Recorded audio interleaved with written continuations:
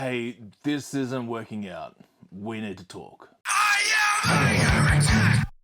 We're going to do two things in this video. One, paint the new Blood Angel Sanguinor model, and two, talk about how I screwed the whole thing up and why I don't feel bad about it.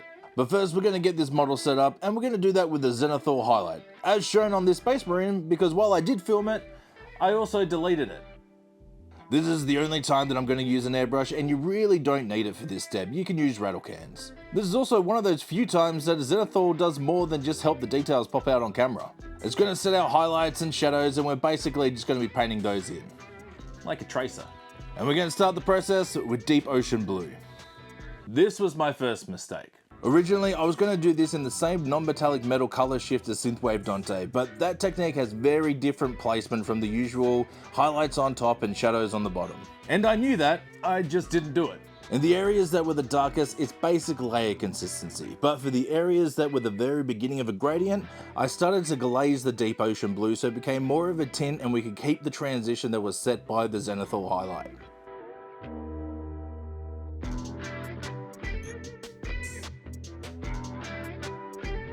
From here, we're just going to start layering and glazing up through a whole bunch of blues.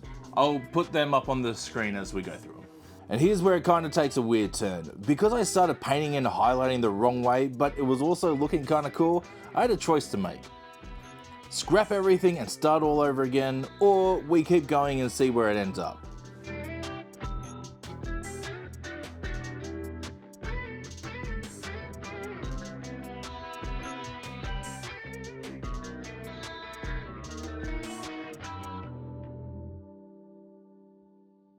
And of course, I just kept going. And that ended up being mistake number 2. As a painter, I'm not good enough to do exactly what I have in my head, but I am at a level where I can kind of roll with the punches and salvage this from becoming a complete polished turd. Hopefully. Building up and staying within the same flexible triad of blue, covering a little less of the previous layer each time and then smoothing the transition out with the glaze, makes it look like we put a lot more work and effort in than we really have.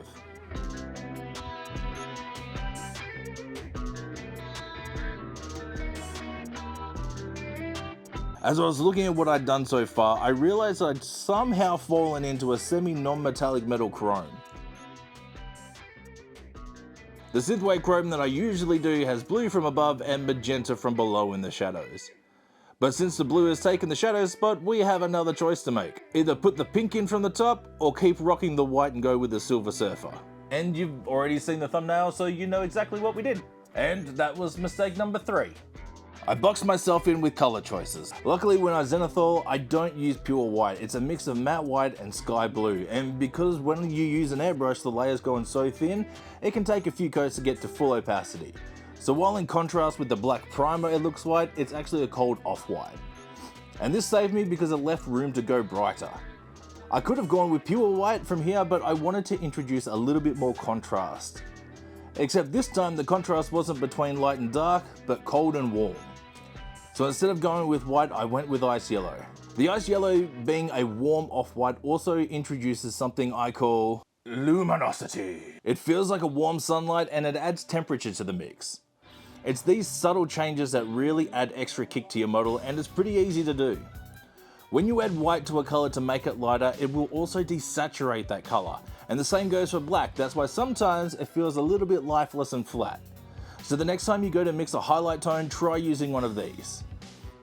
Ice yellow for warm, bright sapphire for cold, and opal skin for magenta. This way you can keep the intensity of your colors and save the pure white for the absolute pinnacle of brightness if you need to turn it up to 11. To show the difference this can make, I started adding ice yellow highlights on one side. When you compare the two sides, you can really see how much visual interest this adds. After the warm highlights are in, you may want to ease that transition down. Smoothing out these layers is just like blending any other two colors. This is one of those models that can take a couple hours if you want to get it to a tabletop, or months if you're looking for display level. This is somewhere in between and it's still not finished. And the fact that in-game centers the Lemartes model and I tried the exact same thing with pink and purple didn't help. That's not finished either. I think the takeaway from all of this is things rarely go to plan, and that's okay. The Sanguinor didn't become the color shifting booty clapper like I intended. And even Lemartes was supposed to be the same non-metallic chrome as Lil Sang except purple. Actually, Grey Knights would look sick in that exact same colour scheme.